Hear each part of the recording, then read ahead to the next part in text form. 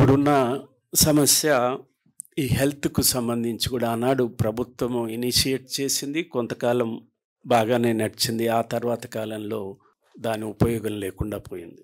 మనం కోరింది ఆరోగ్యశ్రీ కింద చేపట్టాలని అప్పుడు మన రాజశేఖర రెడ్డి గారు దాన్ని టేకప్ చేసి ఆరోగ్యశ్రీ కింద ఇచ్చారు.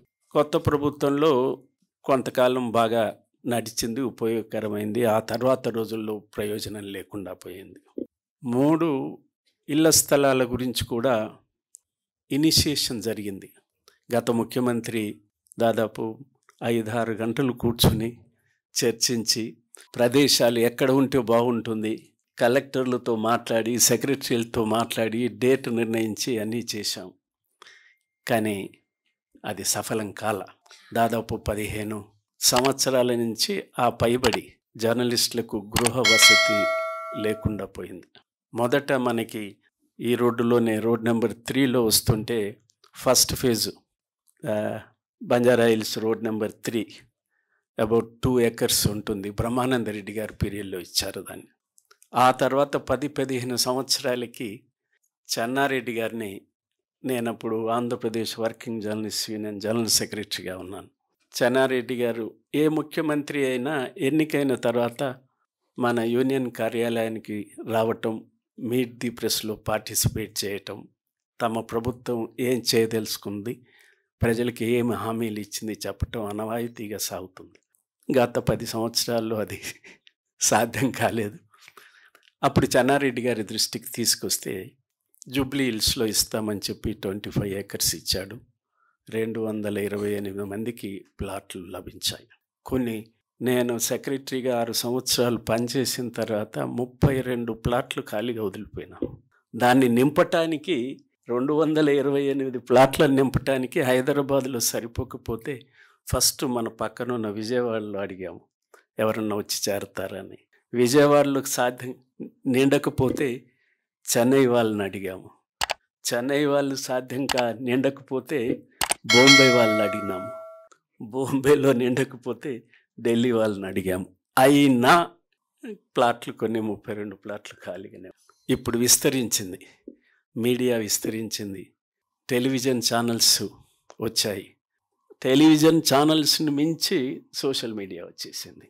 ఆ తర్వాత 25 ఎకరాల తర్వాత మళ్ళీ మన వాళ్ళు విస్తరించి ఉన్నారు కదా, మండలాలు వస్తున్నాయి, ఇతర రకాలుగా విస్తరణ జరుగుతుంది అని విజయభాస్కర్ రెడ్డి గారిని అడిగితే గోపనపల్లిలో 60 ఎకరాలు ఇచ్చారు. అక్కడ 1100 మందికి అట్లాగా అవకాశం వచ్చింది. ఆ తర్వాత 10-12 సంవత్సరాల తర్వాత రాజశేఖర రెడ్డి గారిని అడిగితే ఆయన అంగీకరించి 70 ఎకరాలు ఇచ్చారు. అది దాని పేరు జవహర్లాల్ నెహ్రూ హౌసింగ్ సొసైటీ. ఈ 3 ఒకే society Hyderabad journalist cooperative housing society కింద ఉన్నాయి కాబట్టి అన్విల్దీ అవుతుంది మేనేజ్ చేయటమని జవహర్లాల్ నెహ్రూ కోఆపరేటివ్ హౌసింగ్ సొసైటీని 70 ఎకరాలు 2 ప్రదేశాల్లో ఇచ్చారు. కోర్టు వివాదాలు వచ్చాయి. ఇప్పుడు తప్పనిసరిగా ముఖ్యమంత్రి గారు రేవంత్ రెడ్డి గారు మాట్లాడారు, సమాచార శాఖ మంత్రి పొంగులేటి శ్రీనివాసరెడ్డి గారు మాట్లాడారు. చాలా స్పష్టంగా చెప్పారు, మా ప్రభుత్వము జర్నలిస్టులకి ఇళ్ల స్థలాలు, హెల్త్ కార్డులు, అక్రిడిటేషన్ కార్డులు సమస్య లేకుండా పరిష్కరించడానికి సిద్ధంగా ఉన్నామని ప్రకటించారు. ఆ సందేశం, ఆదేశం నాతో కూడా చెప్పారు. ఆ మార్గంలోనే మొదటి జవహర్లాల్ నెహ్రూ హౌసింగ్ సొసైటీకి 70 ఎకరాలు ఇచ్చారు. వారి లైవ్ లిస్టులో ఉన్నది 1148 మంది. దాంట్లో చనిపోయిన వాళ్ళు ఉన్నారు. కోర్టుకు వెళ్ళారు కాబట్టి 11 సంవత్సరాలు 12 సంవత్సరాలు పూర్తయి సుప్రీంకోర్టు నుంచి తీర్పు వచ్చేసరికి కొంతమంది చనిపోయారు.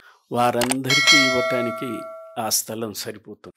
70 ఎకరాలు, ఇంకొక 38 ఎకరాలు అవుట్ ఆఫ్ 70లో 38 acres వారికి హ్యాండ్ ఓవర్ చేయాల్సి ఉంది. ఖచ్చితంగా ఈ ప్రభుత్వం ఆ భూమిని హ్యాండ్ ఓవర్ చేయటానికి చర్యలు తీసుకుంటుంది. ఈ ఎన్నికల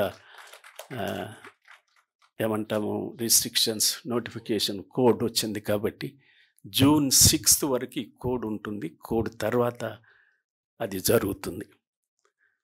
ఇక రెండవది జూబ్లీ హిల్స్ కోఆపరేటివ్ హౌసింగ్ సొసైటీలు, అంటే ఈ 3 సొసైటీలు నిర్వహిస్తున్నటువంటి Hyderabad journalist cooperative housing society, వారి పక్కనే ఒక 9 ఎకరాలు ఉన్నాయని చెప్తున్నారు.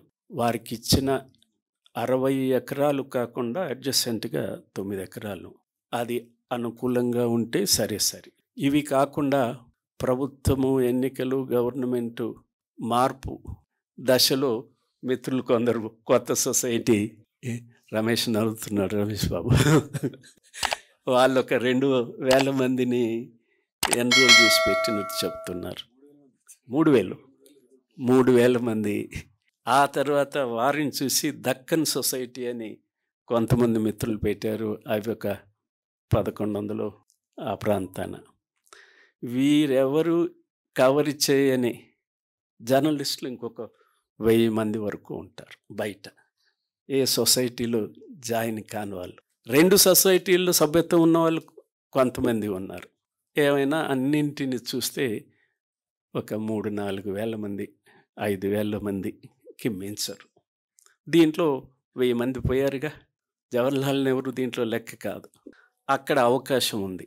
ఆలోచన ఏమిటంటే హైదరాబాద్కు 4 వైపులా ఒకే దగ్గర ఇన్ని ఎకరాలు ఇంక ఇప్పుడు సాధ్యం కాదు. బంగారానికి విలువ ఉందో లేదో తెలియదు, కానీ హైదరాబాదు భూములకు మాత్రం భూమి ఉంది, బంగారానికి ఎక్కువగా ఖరీదు ఉంది. కాబట్టి 4 చెరుగుల 10 ఎకరాల, 20 ఎకరాల, 30 ఎకరాల దొరకటం కష్టమే కాదు. అది ప్లాట్లు చేసి ఇవ్వటమా, ఫ్లాట్లు చేసి ఇవ్వటమా ఆలోచన చేస్తున్నాం. బయట సొసైటీ బయట ఉన్న జర్నలిస్టులకు కూడా, సొసైటీ లోపల ఉన్న వారికైనా సొసైటీ ఒక ప్రొఫార్మా తయారు చేసి గైడ్లైన్స్, మార్గదర్శకాలు పెట్టి వాటిని ఫిలప్ చేసిన వారికి, అంటే వాటిని పరిపూర్తి చేసిన వారికి ఆ గైడ్లైన్స్ ప్రకారంగా వర్తించి ఉన్న వాళ్ళకి సొసైటీలో ఉన్నా లేకున్నా అందరికీ హౌస్ సైట్స్ ఇవ్వాలని చెప్పే భావంతో ఉన్నాం. దానికి ఆ మార్గదర్శకాలను, ఆ ప్రొఫార్మాను రూపొందించే క్రమంలో ఉన్నాం. అందువల్ల all eligible people working journalist in the state, I assure you positively they will get the plots. Flats కట్టాలన్న భావనతో కూడా ఉన్నారు. నేను మీ అందరినీ విజ్ఞప్తి చేసేది, we should not ask for free anything. మనకన్నా కింది వర్గాలు ఉన్నాయి. 33 రూపాయలకు రోజు ఖర్చు పెట్టలేని అర్బన్ ఏరియాలో 33 రూపాయలు కూడా దినం ఖర్చు పెట్టలేని వ్యక్తులు బిలో పావర్టీ లైన్ కింద ఉన్నారు. 26 రూపాయలు ఖర్చు పెట్టలేని, రోజుకు 26 రూపాయలు ఖర్చు పెట్టలేని ప్రజలు రూరల్ ఏరియాలో ఉన్నారు. Below poverty line. Below poverty line definition ఇది. ఎబో పావర్టీ లైన్ ఉన్నారు 33 కాదు, అంతకన్నా ఉన్నవాళ్ళు, పేదవాళ్ళు ఉన్నారు. కానీ బిలో పావర్టీ లైన్ పీపుల్ మనం దృష్టిలో పెట్టుకోవాలి. అందుకని we should not ask for free. మన కట్టే శక్తి మేరకు కడదాం. 1 కోటి రూపాయలు, 80 లక్షలు హైదరాబాదులో భూములు ఉన్నాయి, మనకు సాధ్యం కాదు కట్టడం. అందుకని మార్కెట్ రేట్ కాకుండా జర్నలిస్టులకి వారి ఆదాయాల ప్రకారంగా నిర్ణయించి భూమిని అక్కడ ఎంత పెట్టారు, చాలానే పెట్టారు. జవహర్లాల్ నెహ్రూ ఆ రోజు కట్టడానికి. జూబ్లీ హిల్స్ హౌసింగ్ సొసైటీలో మేము నిర్ణయించింది 7,500 ఎకరం. ఫిలింనగర్కి, జర్నలిస్ట్ కాలనీకి, జూబ్లీ హిల్స్ జర్నలిస్ట్ సొసైటీ స్థలానికి ఎకరానికి 25 ఎకరాలు, వారి 100 ఎకరాలు, 7,500. ఇప్పుడు ఆ స్థితి లేదు కాబట్టి కొంతమేరకు we should contribute our might for purchasing, but not market rate. That much is true. Flats కడితే కూడా ఇన్ఫర్మేషన్, మన ఇన్ఫ్రాస్ట్రక్చర్ అడగొచ్చు మనం. We asked for the infrastructure. గుట్టలు ఇవి అంతా ఉండేటివి. గవర్నమెంటే మాకు చెన్నారెడ్డి గారు ఆ గుట్టల్లో మేమేడ ఇల్లు కట్టుకుంటామంటే ఇన్ఫ్రాస్ట్రక్చర్ మేము చేస్తామని చేశారు.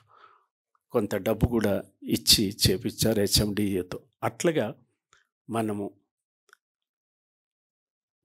ఫ్రీ అనే పదం లేకుండా మా శక్తి మేరకు మేము కట్టుకోవటానికి ఇవ్వటానికి సిద్ధంగా ఉన్నామన్న భావన ఉండాలని చెప్పి విజ్ఞప్తి చేస్తున్నాను.